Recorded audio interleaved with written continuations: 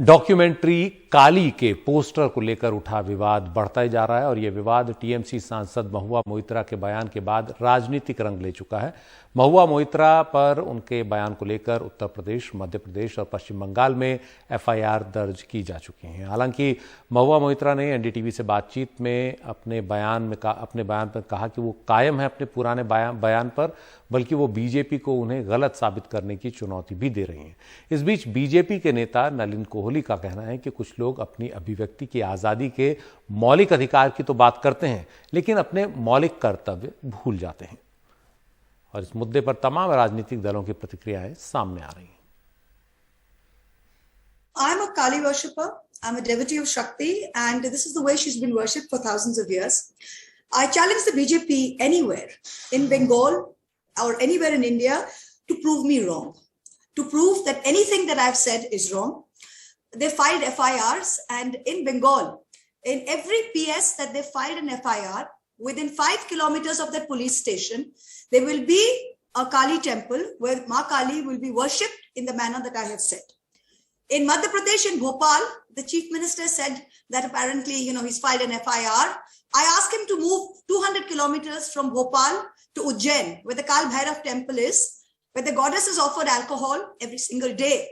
I asked him, and I asked the government in Madhya Pradesh, the BJP government, to place on affidavit in the Jabalpur High Court that this does not happen. I will take back my words. ये बहुत दुर्भाग्यपूर्ण है कि कुछ लोग अपने मौलिक अधिकार, फंडामेंटल राइट्स की बात करते हैं कि वो अपने बात स्वतंत्र रूप से रख सकते हैं, लेकिन साथ साथ भूल जाते हैं और नजरअंदाज करते हैं अनुच्छेद 51A, जो मौलिक कर्तव्य, फंडामेंटल ड्यूटीज की बात करती है और स्पष्ट रूप से हर हमारे नागरिक के ऊपर यह भी है कि they should promote harmony and brotherhood, कि भाईचारा को ना भूले और उसको भाईचारा को बढ़ाएं।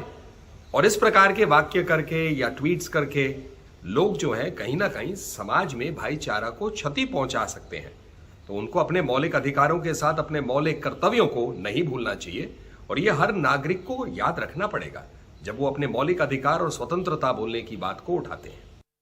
ये स्वाभाविक रूप से देखो, ये वही एक विचार है, ऐसे ही नाना करते हैं और फिर वहीं पास में बुला लेते हैं।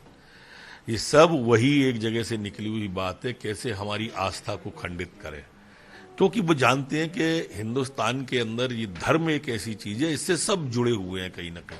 इसलिए इनके देवी देवताओं को छोटा करके दिखाते जाओ, दूसरे के देवी देवताओं को बड़ा करके दिखाते जाओ, एक समय ऐसा आएगा कि ये इनकी आस्थाएं ही खंडित हो जाएंगी। क्या वजह लगता है? यही सिर्फ देश को तोड़ने की साजिश, टुकड़े टुकड़े गैंग। मैं मुख्यमंत्री जी से कहूंगा, आपने ठीक किया एफआईआर दर्ज करके, लेकिन क्या नुपुर शर्मा के खिलाफ एफआईआर की है आपने?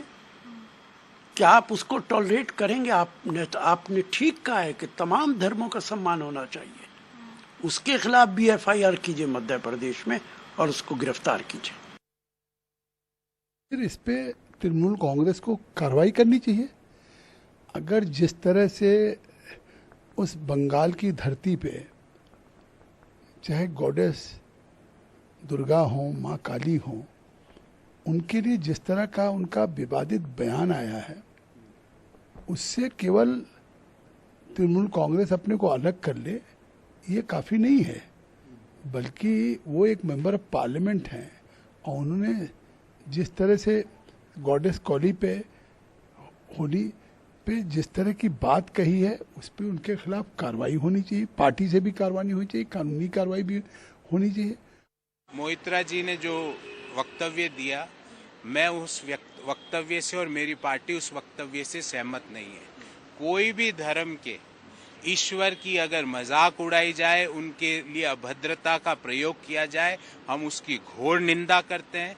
ऐसा नहीं होना चाहिए। और कल भी मैंने अब यही बात कही, आज फिर कहता हूं, व्यक्तिगत रूप से और कांग्रेस पार्टी के प्रवक्ता होने के नाते मैं कहना चाहता हूं कि कोई भी धर्म के ईश्वर की अगर निंदा होती है, उनके साथ मजाक होता है, अभद्रता होती है, कांग्रेस पार्टी उसकी घोर निंदा करती है। और व्यक्तिगत रूप पे अगर देवी माँ के साथ इस तरह की मजाक का कोई प्रयोग कर रहा है तो हम उसकी घोर निंदा करते हैं, भर्त्सना करते हैं और धर्म को अगर राजनीति में बार बार प्रयोग में लाके लोग अपना चेहरा चमकाना चाहते हैं, तो उन लोगों को भी हम चेताना चाहते हैं कि ये हिंदुस्तान कभी बर्दाश्त नहीं करेगा।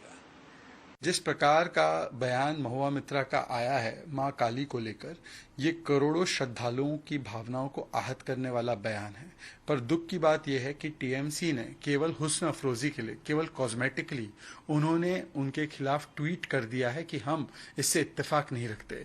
परंतु सवाल ये पैदा होता है कि यदि टीएमसी की सरकार सही मायनों में ये मानती है कि आपत्तिजनक बयान है, तो अभी तक उनके खिलाफ एफआईआर दर्ज करवा कर लुकआउट नोटिस क्यों नहीं दिया गया है, और अभी तक उनके ऊपर पार्टी के स्तर पर कोई कार्रवाई क्यों नहीं की गई है।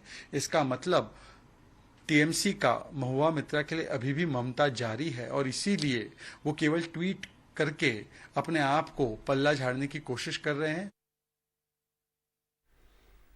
तो भगवान या खुदा के नाम पर तो इंसान एक होते नहीं दिख रहे, लेकिन इंसानियत के नाम पर आइए कुछ इंसानों को एक होते हुए देख लेते हैं। बिहार की राजधानी पटना में राजा बाजार का वाकया है। यहाँ एक मुस्लिम परिवार ने एक हिंदू बुजुर्ग का अंतिम संस्कार संपन्न करवाया और एक इंसानियत की नायाब मिसाल पेश की। मोहम्मद रिजवान की दुकान पर बीते 25 साल से काम करने वाले रामदेव का निधन हो गया। इसके बाद अपने परिवार के सदस्य की तरह उन्हें मानते थे रिजवान, तो पूरी तरह से रामदेव की अर्थी को न सिर्फ उन्होंने कंधा दिया, बल्कि पूरे विधि विधान के साथ उनका अंतिम संस्कार किया हिंदू रीति रिवाज से। रामदेव रिजवान की दुकान में अकाउंटेंट थे और रिजवान और मोहम्मद अरमान के परिवार के लिए वो हमेशा से अपने परिवार के सदस्य थे, और इसलिए उन्होंने उनकी अंतिम यात्रा को जो है अपने कंधों पर निकाला और पूरे हिंदू रीति रिवाज के साथ उनका अंतिम संस्कार किया। तो ये है इंसानियत जो एक करती है, चाहे अलग अलग धर्म के लोग हों। ये चीज़ें देखनी ज़्यादा ज़रूरी हैं, लेकिन मतभेदों को ज़्यादा जोर दिया जा रहा है। और अब एक और खूबसूरत तस्वीर भारतीय वायुसेना से। यहाँ एक पिता और उनकी बेटी की जोड़ी ने एक नई उपलब्धि हासिल की है। एयर कमोडोर संजय शर्मा ने अपनी बेटी फ्लाइंग ऑफिसर अनन्या शर्मा के साथ इन फॉर्मेशन में उड़ान भरी लड़ाकू विमान में भारतीय वायुसेना में ऐसा करने वाले पहले पिता पुत्री की जोड़ी वो बन गए। फ्लाइंग ऑफिसर अनन्या ने भारतीय वायुसेना स्टेशन बीदर में हॉक 132 विमान के इन फॉर्मेशन में उड़ान भरी थी। भारतीय वायुसेना में ऐसा कोई पिछला उदाहरण नहीं है जहां एक पिता और उनकी बेटी एक ही मिशन के लिए एक ही लड़ाकू फॉर्मेशन का हिस्सा बने हों। तो ये भी एक खूबसूरत तस्वीर है। ऐसी खबरों पर ज्यादा जोर हो।